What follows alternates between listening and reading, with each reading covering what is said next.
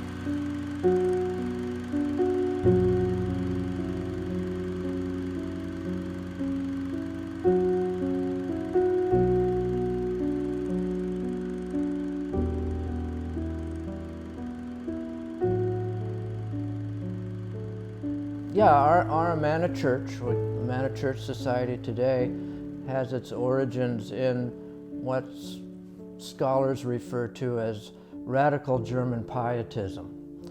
Pietism was a movement in Europe in the late 17th, early 18th century by people who were actively trying to reform the Lutheran Church at the time. They felt that the established Lutheran Church was too academic, too formal. It didn't give the individual a chance to have a meaningful, individualistic religious experience.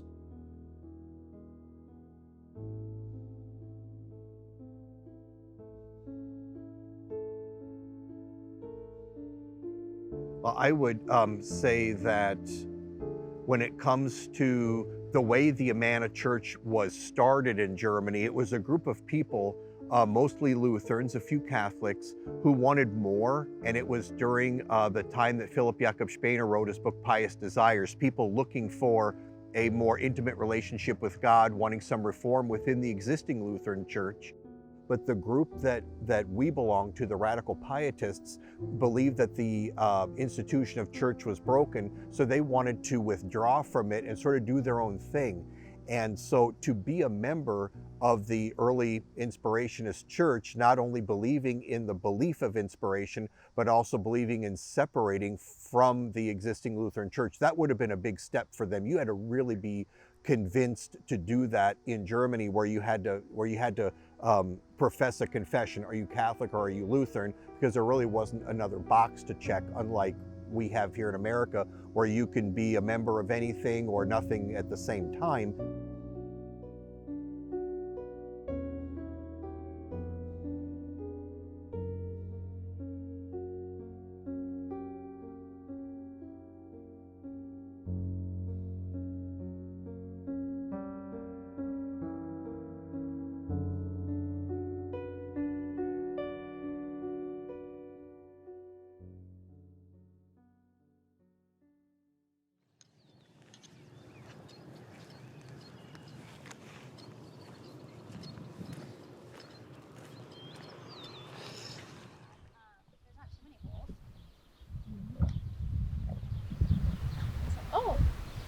at that radish.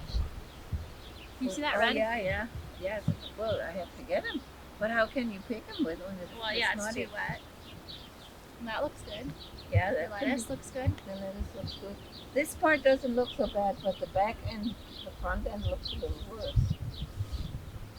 What do you think looks bad about the front? Yeah.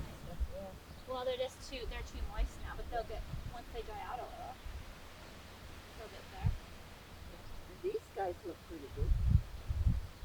Our cauliflower? Yeah. Black, brown. What are those? The carrot? No. No! There. What are those? They're piddly. Yeah, I know. But it's a tail. Oh, this is only right here. I only planted a little bit. What's No, the I rest? did all the way up. I planted a whole row. You of came in back and made a whole row of kale? because I thought they were kohlrabi. You planted kale where you thought, so we're going to have a whole row of kale now? Yeah. And here, these are the leeks that I just planted. Yeah, those look good. Those look I pretty can't believe you planted a whole row of kale. We had a third of a row last year and couldn't use it. good. Well, I didn't. I would just pull them off. Don't But look your like mother- yours first. Any way you'd like to introduce. I'm Elizabeth Trumpold Momini, and I grew up in the house that we're currently filming in. I am a senior research scientist at the University of Iowa currently, have my PhD in health services research. We also have a medical clinic here in town. I'm an elder in the church, and on the HPC, Historical Preservation Commission, I'm a board member on that. And I guess more than anything, I feel like I'm a community member here in Amana and pretty proud of my heritage. And this is my mother. Marlene Trumpold, Han Trumpold, and I moved into this house when we got married, after we had remodeled it. And I went only to high school, but I feel like I had an education anyway, because I spent a lot of years, first of all, at Zuber's restaurant in Homestead, and Bill Zuber is related to us, so I had to be one of the girls that said I would do it. Oh, yeah, the Stuttgart one. And then I went to the Woolen Mill, where I was the secretary, and I said to my daughter, now we're going to have a computer. I'm not going to work there anymore. I'm going to quit now. And then she said to me, what? You're going to quit because you're going to get a computer? I said, I'll never learn it. I'm too old for that. And she said, Mom, you can do it. And I'm glad I did, because I've really learned a lot of things. Well, yes, she's on the iPhone and sends memes and pictures to her grandchildren. So yes, she's very computer savvy. Well, I wouldn't say that. But I grew up in this house, and Mom, you moved here in 1954 and remodeled the upstairs, and then we grew up upstairs. My grandmother and grandfather were downstairs, and my great uncle was across the hallway in the bottom part of the floor. So we had older people with us up until I was in probably 8th grade or 9th grade. Yep. You're not allowed to plant without me supervising. Well, the reason I thought about it was because then I said, I planted some kohlrabi, and you said, oh, where did you find those? And I said, well, they're in the garden. Oh, I didn't plant any, you said. No, we didn't have seeds for any. So we still haven't planted any kohlrabi? Well, I've got a few in the hotbed. That's it. And then this is all just empty until we do pumpkins and gourds. And then our sunflowers at the end.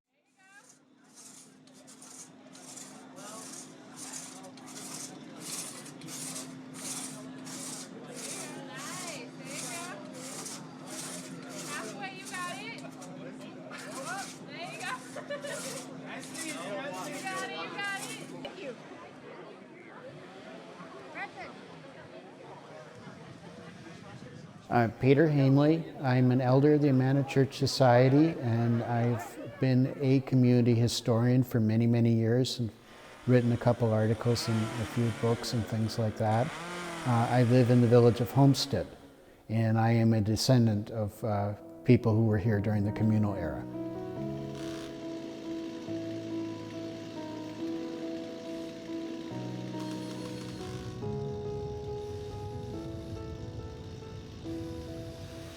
Of course, the Pietist movement starts in the 1670s and is a kind of a reaction to the state of affairs with the Lutheran Church at that time. It was people who wanted a simpler, more direct form of worship, a more direct relationship with God. There was a big emphasis on personal study of the scriptures and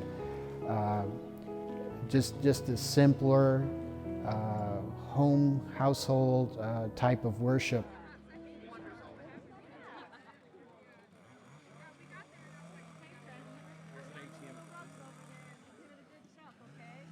There were house prayer meetings where just a small group of people would get together. And the radical Pietists really gave up on the Lutheran Church at the time.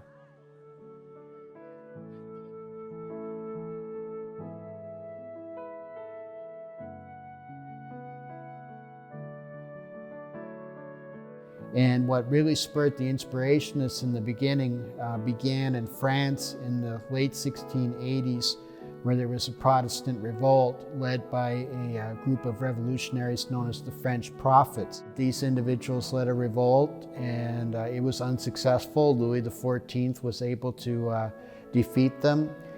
Several of the French prophets wound up eventually moving into Great Britain, into London, where they gained a little bit of a following, and then they made 2 tours of Germany and Holland and other European states. And it was while they were in the Pietist town of Halle, it was a university town where a lot of Pietists lived, that they evidently connected with the 3 brothers named Pot, P-O-T-T. And the Pot brothers all received this gift of inspiration and began delivering testimonies. And they began going on missionary journeys. And eventually, on one of these trips, they wound up in the village of Himbach, which is near Frankfurt. This is in the region of Isenburg, which was an area where a lot of dissident religious groups had settled. There were a lot of Pietist sects living in Isenburg. There was a large Jewish community there because in 1711 the local count had issued an edict of tolerance, which basically encouraged people to come and live in his region. He was trying to rebuild after the 30 Years' War, and he wanted the tax money.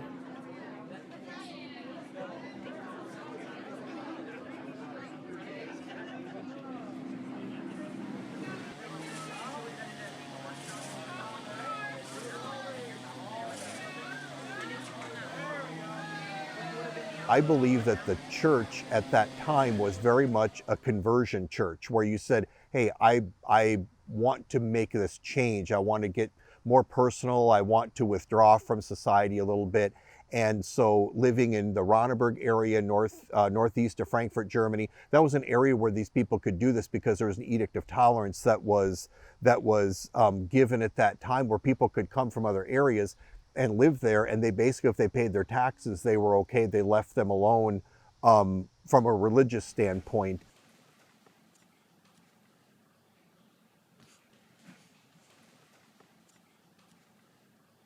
And among these people was Eberhard Ludwig Gruber, who was a Lutheran pastor who had left the church, and also a man named Johann Friedrich Rock, who was the son of a saddler. And Gruber and Rock became close friends and associates. They met for private worship. And in 1714, they met with the Potts and a woman named Johanna Melchior, who had come to Himbach on a missionary journey. And they held a religious meeting on November the 16th, 1714, which is regarded as the start of what became as die wahre Inspirationsgemeinde, or the True Inspirations Community. Later on, of course, the Amana community.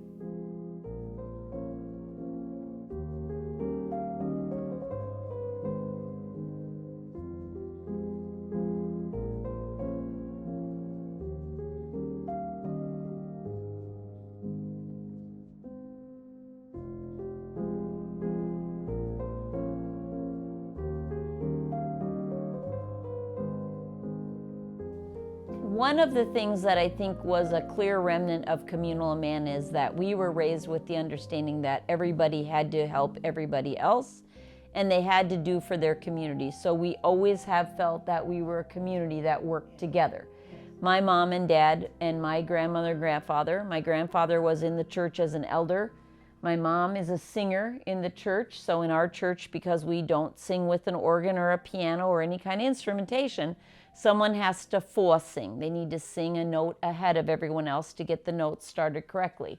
And my mom did that At 17. when you were 17, and I started when I was 17 being a force singer, and my daughter is currently a force singer.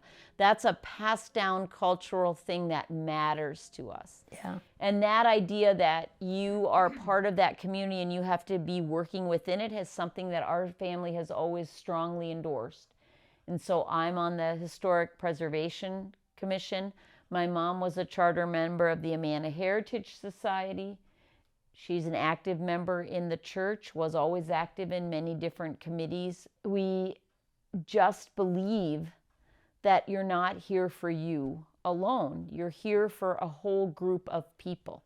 And that you have a responsibility to all the people around you to make things better and to do it better, don't you think? And I mean, make 'em- that's what yeah, you and make 'em- Oma always. make My 'em feel grandmother, better. yeah, my grandmother used to make. Sometimes she made 45 potato dumplings. She'd make 45 or 50 potato dumplings. You know, they're delicious potato. They're about the size of your fist. She'd Yeah, make about like a 45 of those, baseball. and she would give them to people Yeah, that's all right, around to the the town. neighbors. All the neighbors got them. The neighbors. All the neighbors would look forward to it. And so the idea that we're communal and we take care of each other didn't die in 1932. It just took a new way of operating. Yeah. Just became a different thing. Well, and so we still do that. When my husband's a physician and I'm a research scientist, when we moved here, my research is focused on the Medicaid program and helping people get better care. My husband, as a physician, we set up a small independent private practice to help people. We take everybody. It doesn't matter. You can be in our practice. It doesn't matter what your insurance is. It's not about money. It's about helping as much as anything. And I think that matters still, and that comes from being communal. Yeah, and the other thing is, Mom, whenever there was anybody that was sick or if anyone died, my mother would always make something and take it to them. Yeah, yeah, yeah. I mean, not just for the funeral, it was just for them. Like a soup, or she'd make a meal. And people still watched out for each other. You know, people think about a small town as a nosy place, but it's also a caring place. They look out for you. If they notice there's a problem, they try to help however they can. Right. I think that's important, and now we're trying to preserve that. And that's become far more difficult.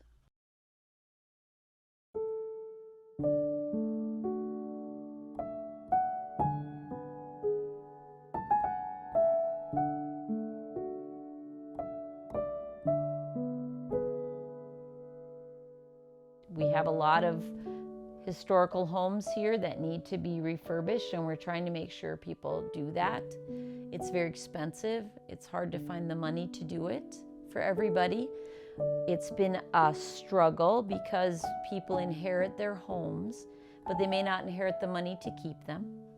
And so some people here are very anxious about making sure that everybody does it just right, but that's expensive. And we also want our heritage families to be able to live in the homes that they've gotten. So there's got to be a compromise between cost and keeping things up. That's one of the reasons we allow vinyl siding here now. It might have never been here before. But then we laugh because in old Amana, if you look around, these houses don't look like this because there was some sort of traditional structure that had to happen. They look like this because that was the cheapest material, or that was the way they knew how to do it. And I think our forefathers would laugh now with vinyl siding to think that we try to force people to put on cedar siding when vinyl is far more effective. Like, why are you not letting them put on something different? Because that's what we'd be doing. Well, and They were very practical people. I always remember what Glenn Wendler used to say, that the forefathers were not the kind to keep things back. No. Like the Amish, you know, they don't want to go to the world. We were always ready to learn something new. This clock up there, that was made by my great-great-grandfather. And he made the works and everything. Of course, the works were replaced, and he made the first telephones in Amana. Mm-hmm. And they did them early. They had electricity early. They did. They really wanted to move forward in how they operated in the world, but they wanted their religion to still stay the same. Yes. And so I think we've always embraced new things. Yes, we have. It's just hard to balance that with the communal way, because that's not kind of how people are now. No. Right? Right.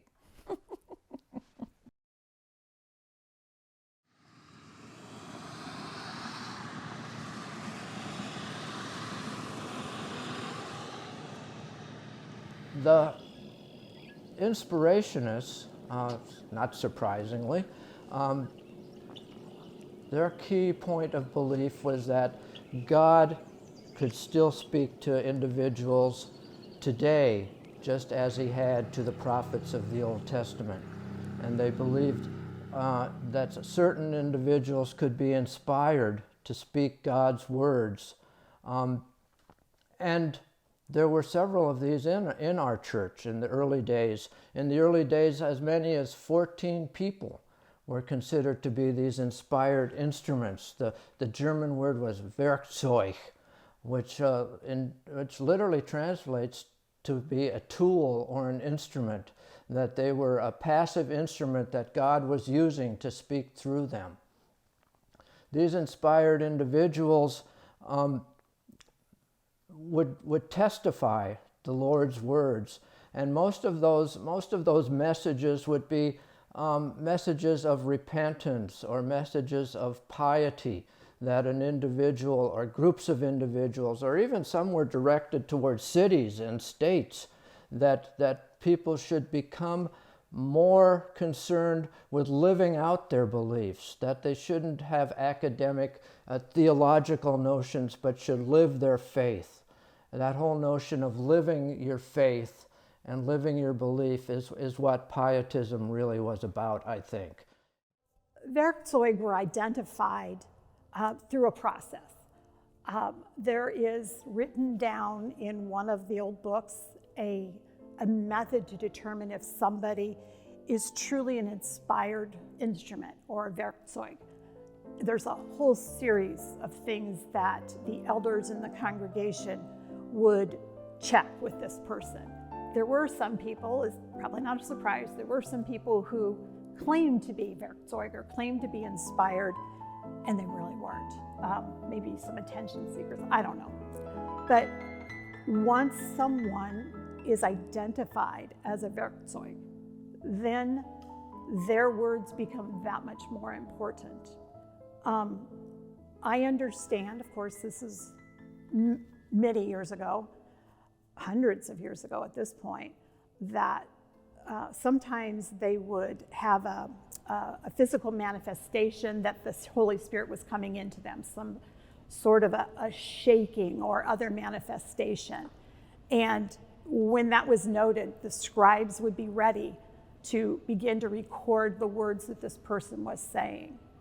And again, sometimes the person would become inspired when they were alone and perhaps writing, and they would write the words as they came to them. We do not currently have a Werkzeug. We don't believe that gift has been negated or taken away from us as a people. We have a lot of testimonies that we still need to translate from German into English so that they can be useful for us. My thought, personally, I think that because we have such a wealth, such a library of work that we are still working through, that we don't have a need for a Werkzeug at this point. other people may say differently. The way that things, I guess in my opinion, have changed over time is when the revelations spoken by Rock and by J.A. Gruber, who was E.L. Gruber's son, Ursula Meyer, and some of the early 18th century prophets, and then also in the early 19th century, mid-19th century, Christian Metz, Barbara Heinemann Lundman, and Michael Krauser, you would have been affected very emotionally and also in the presence of when this was going on, because they would frequently speak out during church. And so that would have had in my opinion, more profound effect on the believers at that time versus today, when some of us engage in translating these. We still read them at every service, as they always had traditionally, but they would read one, but then all of a sudden Christian Metz would come under inspiration, or Ursula Meyer or somebody would come under inspiration, and that would have almost been, I don't want to call it theatrics, but there would have been a theatrical element to it occasionally. Ursula Meyer was known for getting up and walking around in the room where they were meeting, and sometimes she would sit down at another worshiper's feet, and then she'd put her arms around him, and he would represent Christ, and she would say, "I cling on to my love," and things like that, and that's what that meant. Christian Metz would oftentimes spread his arms out and make the sign of the cross, and then be speaking what Christ's words were as divine revelation for those people at that time. One of these Werkzeuge, as they were called, or instruments, actually spoke for only 3 months. J.F. Rock spoke for almost 35 years. There are two types of inspiration. There's Einsprache and Aussprache. Aussprache is a spoken testimony. Einsprache is written testimony. And Metz started out just delivering written testimonies in his early years.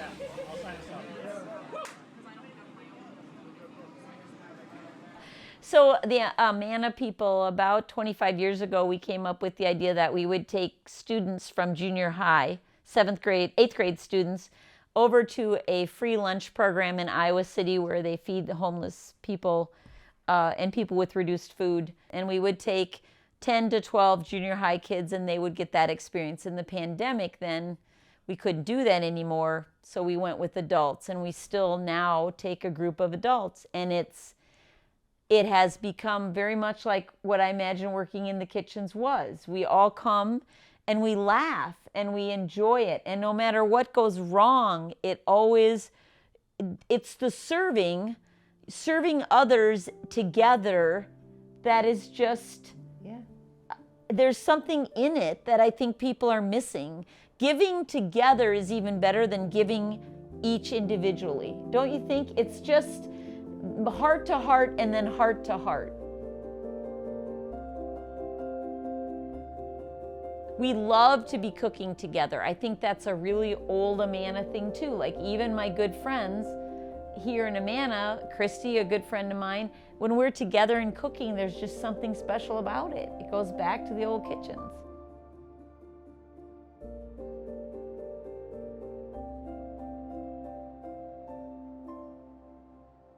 Eventually, the community at Ronneberg had a dispute with the count over the lease of the Ronneberg, and so they moved to a place called Arnsberg, which they renamed Armenberg, which is a slight change in the name.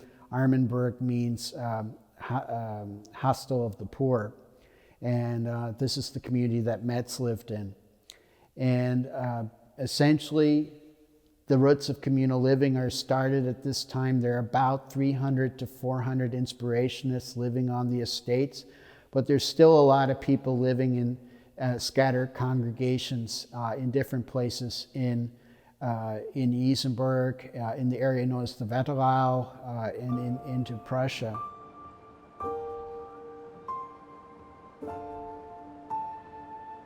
So by 1840, you have what's called the Marshall Vinzenrieden Company.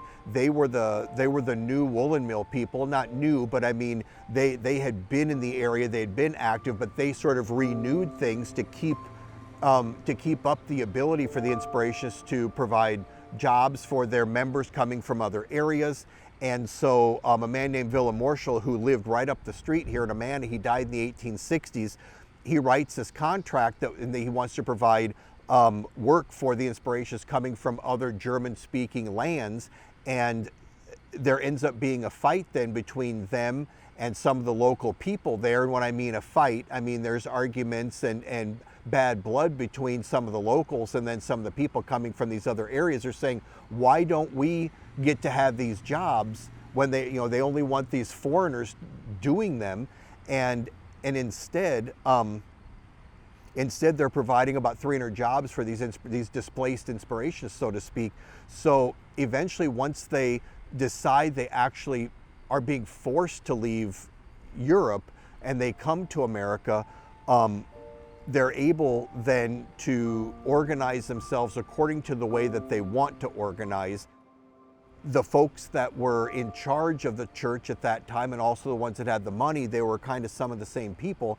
They were making the agreement that they were going to come to America and that they had a plan. And if you wanted to come along, they said, you bring your money with you, provide, put your money into the common fund as we are. And if you have no money, bring your heart and hands to create a community in America. And so then when they come, they establish this communal living, and they think they're only going to do it for a few years, but it works out so well because they were able to have a division of labor, they were able to worship at the same time, and for the first time ever, a lot of inspirationists were getting to know each other because there were people in about 5 or 6 different provinces.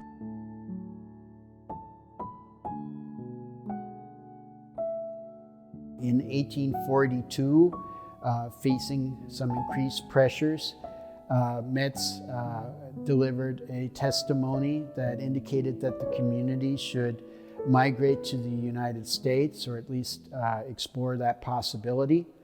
This was in July of 1842. They sent a committee to look for land that included Christian Metz, and they landed in New York in October of 1842, talked to a German land agent there, eventually learned that there was a good deal of land available in Chautauqua County, New York. So they took the Erie Canal out to Buffalo, and while in Buffalo, they learned from their hotel keeper that the former, well, it's then still the Buffalo Creek Indian Reservation, which was the Seneca Reservation, would be coming up for sale.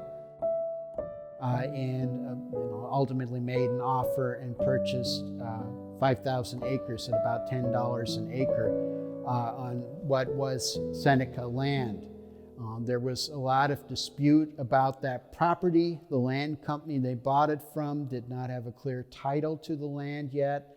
And so there was a lot of back and forth between the inspirationists and the Seneca and the land company. Eventually, they did gain clear title to 5,000 acres, and they called the place Ebenezer, which is a biblical name meaning hitherto the Lord hath helped us.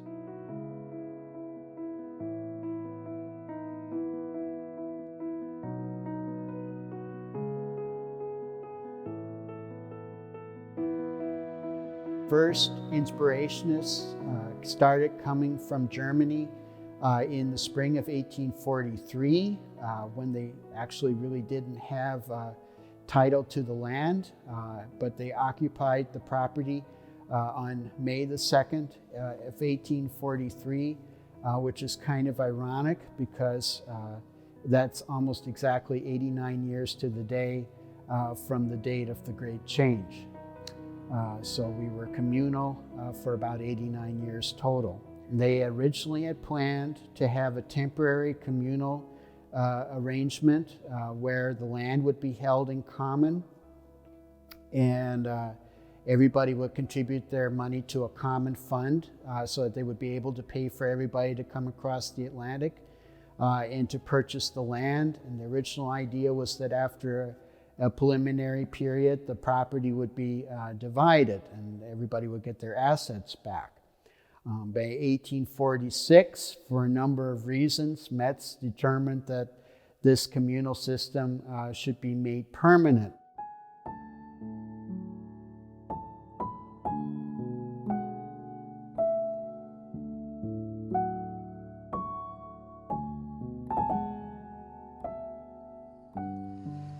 When I think about communal life and its impact on Amana today, one of the big takeaways is respect for the land. When they came to Amana in 1855 and they looked over this valley, they saw the forest and they fell in love with the forest. They fell in love with the hills. They welcomed the fact that there was a river running through the valley because they valued the water power. They valued the river. And they saw it as an opportunity, this land as an opportunity, not to be exploited, but to be embraced. And I think that's still true of Amana today. I was on the Amana Society Board of Directors for 6 years. And one of the conversations that we had on a very regular basis, which I know they still have, is the topic of sustainability. And how do we conserve the resources that we have? How do we conserve the soil? How do we conserve the forests? How do we conserve the water and the quality of the water? How do we conserve the historic resources, whether they are the buildings or the archival literature of the church? And I'm an elder in the Amana Church and have been since the mid-90s. And there again, it's about sustaining a relationship with God and having a relationship, establishing a relationship, and then sustaining that relationship. We see our power in not change, but continuity. Now, in order to maintain continuity, you must be flexible, and you have to look at what's out there and make those changes you need to make to be able to keep what you value. And one of the things that is truly valued in Amana is our connection with one another. And to do that, you have to work really hard. And there are times when you're going to disagree, but you have to come back and make it work. Once they get to Amana, starting 1860s until 1932, the power structure and the way they're able to live all really sort of regulates very nicely. There are a few blips here and there, and especially once you get close to World War I, where being German in America is not a healthy thing, and especially a group of Germans living here where they're speaking, 99% of the people spoke only German and only some of the leadership were able to speak English. That's where they ended up getting into disputes. The change that they were always looking for was a change, even during communal times. How can we preserve our religious beliefs, which in America nobody could touch? In Germany, of course, they could try to force them to be baptized. They could try to force them to pay their taxes, if they were trying to teach their children at home or whatever. And in America, they had state-sponsored schools, but the interesting thing is they could train and then just come back here, and it was a state school, but they could teach whatever curriculum that they wanted. But it's just small little parts like that. And overall, the Amana Church traditionally, and especially Christian Metz during his time, he was a person who was always trying to seek compromise. That was what he did with the church elders. That's what they would do with the governments. And that was one of the reasons why they were able to stay together as a group. We're one of the few religious groups that's been around for 300 years that have never split away and split into two groups, one more likely more conservative, one more likely more progressive, and then one of them dies out or whatever. Our group is still going to this day.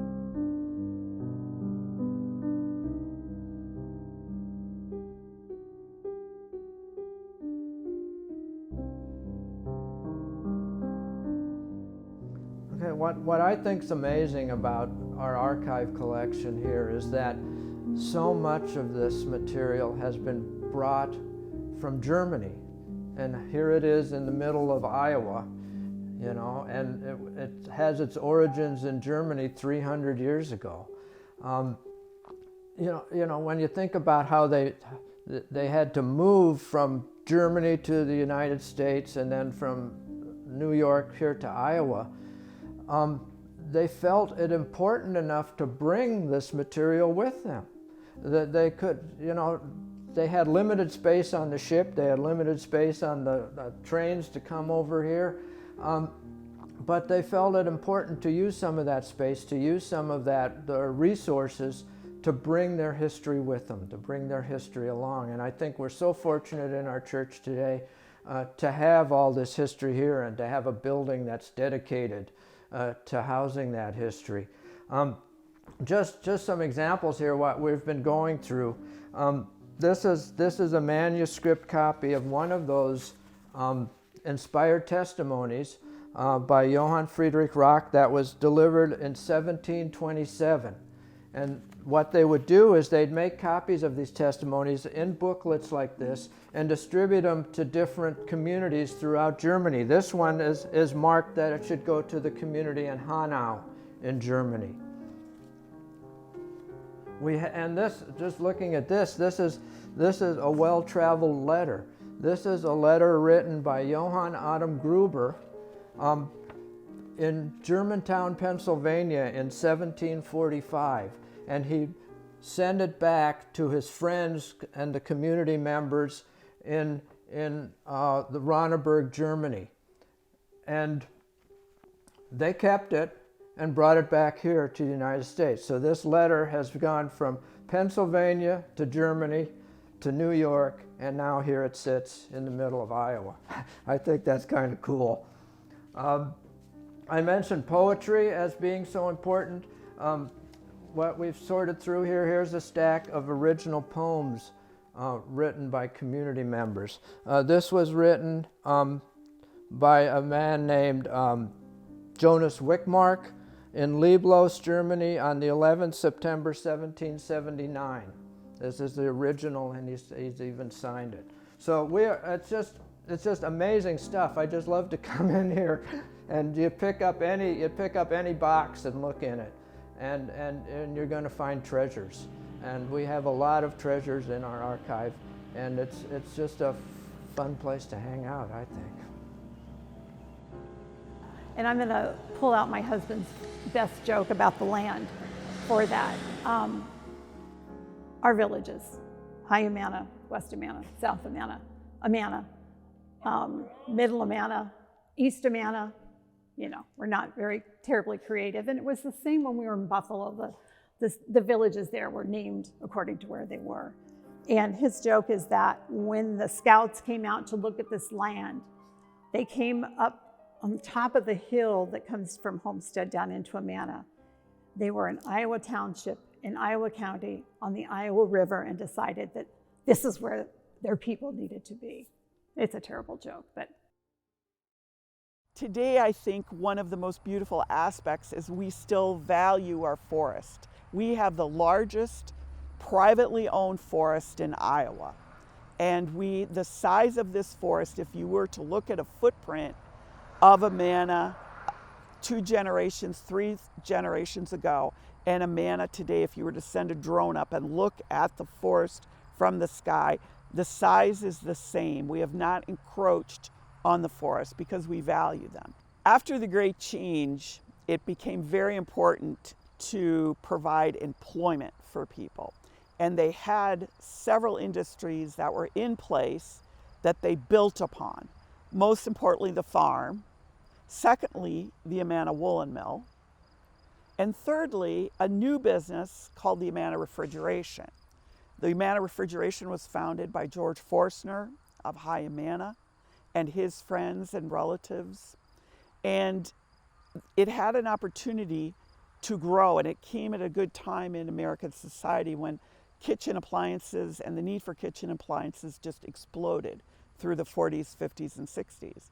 So Amana Refrigeration became a leading employer in this county and even in eastern Iowa as it grew kind of exponentially after World War II. And built in with that was the idea of quality. We are going to put out a quality product. And that is something that has been a hallmark of all Amana production, whether it be woolens, cottons, currently being produced at the Woolen Mill right now. We have the oldest textile mill in the Midwest, and perhaps really the oldest owned by a single owner, the Amana Society, in the country, because the Amana Society has operated the Woolen Mill from 1859 to present.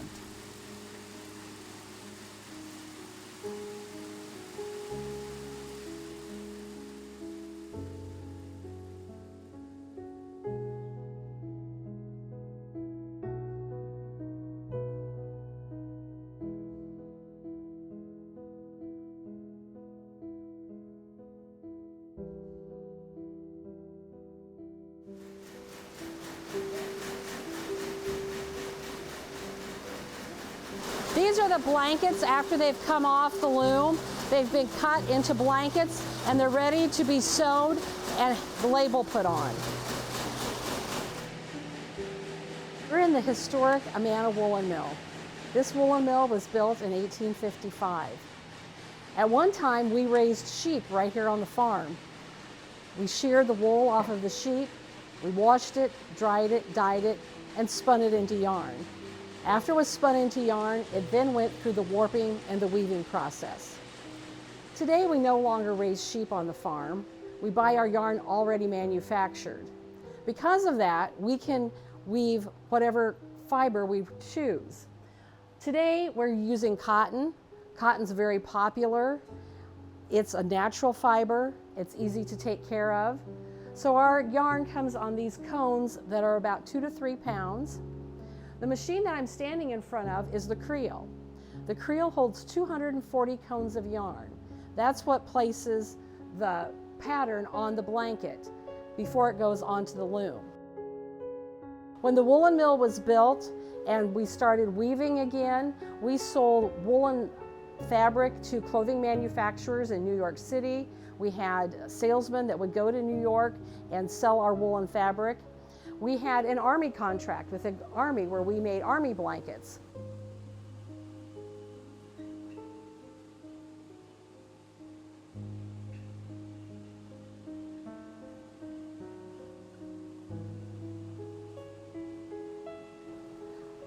The woolen mill was very important to the economic success of the Amana colonies.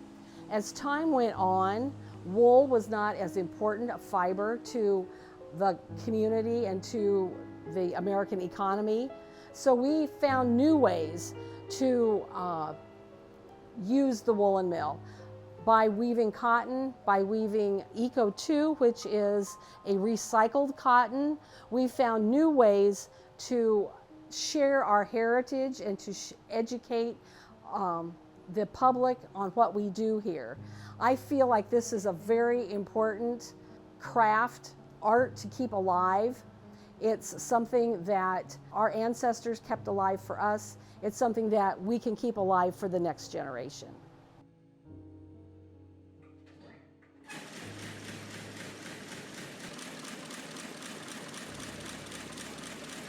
We scaled down to the scale that we are now, which is that we make enough for our own use here to sell in our sales room, to sell online, and to sell to our wholesale customers.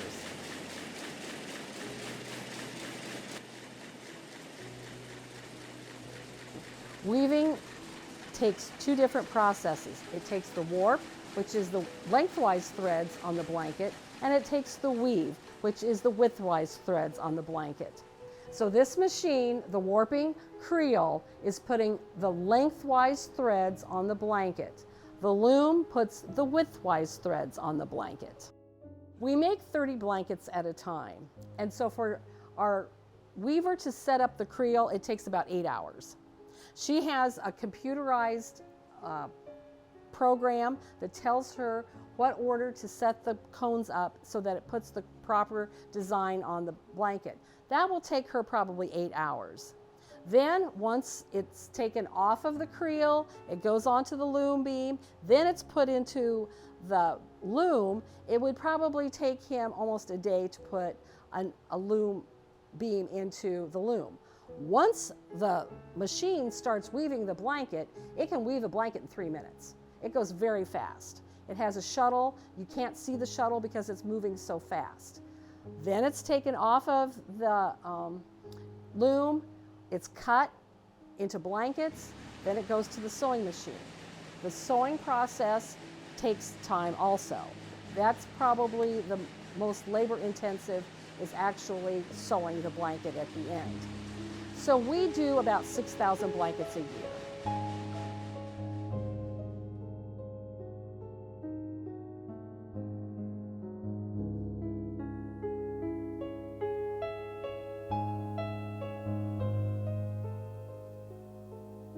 My name's Mike Williams, and I am the crop production manager here at Amana Farms. And I've been in this role, taking this lead for right about 10 years now. We have a very unique cropping system here at Amana Farms within the Amana Society. We currently row crop about 9,000 acres, and predominantly corn and soybeans. Our major focuses of production are white corn, waxy corn, and non-GMO soybeans. And some of that gets fed to our livestock, which we've got a feedlot, and we have a very large cow-calf herd here on the farm also as well. One of the things that we do here on the farm, just in particular, we have an anaerobic digester. The manure goes into the digester from the feed yard, and it goes into this vessel. Methane gas is captured off of that, and then the methane gas is used to power 4 engines with generators on them. So we can produce almost enough power right in there, enough kilowatts to provide power to most of the Amana colonies. And so we're really proud of that. The manure then goes into fertilizing our crop fields, and we can pump that out through a dragline system, and we are able to fertilize the bulk of our corn acres with our own manure. In turn, the grain goes back to the cattle feed the digester, and so there's a cycle there that it's just, we feel like just a very, very nicely sustainable system for us.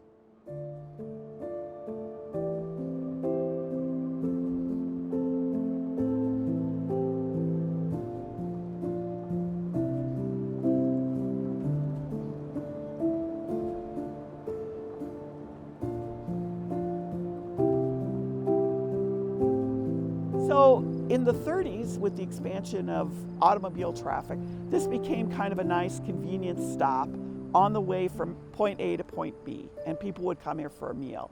In the 40s that was true, and in the 50s that was true as well. And a lot of families, because we had a history of communal kitchens serving 40 people at a meal, they gravitated towards serving and working in restaurants. The Oxyoke Inn is 81 years old. The Ronneberg restaurant was founded by a communal kitchen boss. The Millstream Brewing Company grew out of that communal tradition of beer making. The wineries grew out of that communal tradition of winemaking.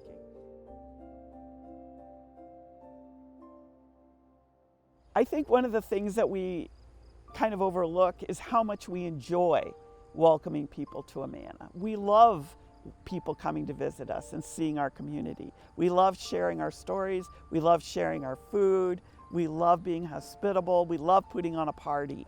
And I think that's inherent in who Amana, the Amana people. It's inherent in our community life because we were about welcoming everyone to the table.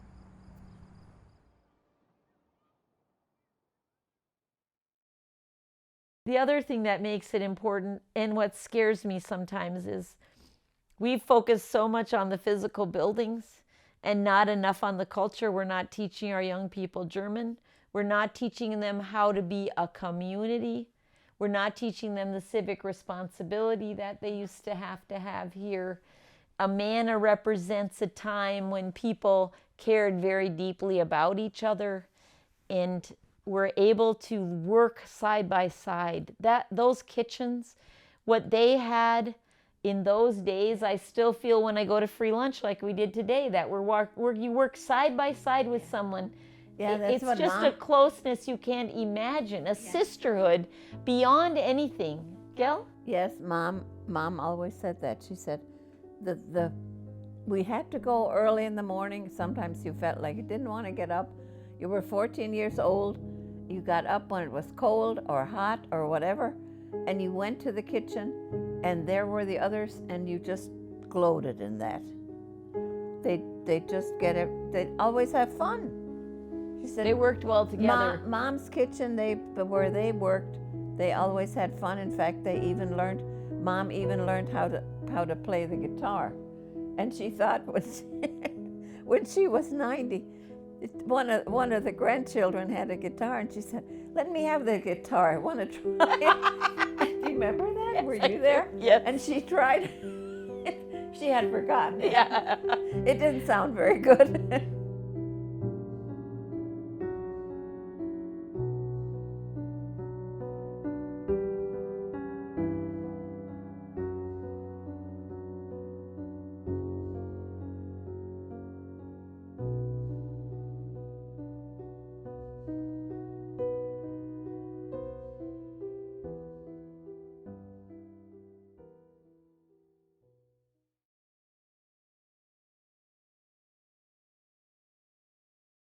This program was made possible by contributions to WQPT PBS and viewers like you. Thank you.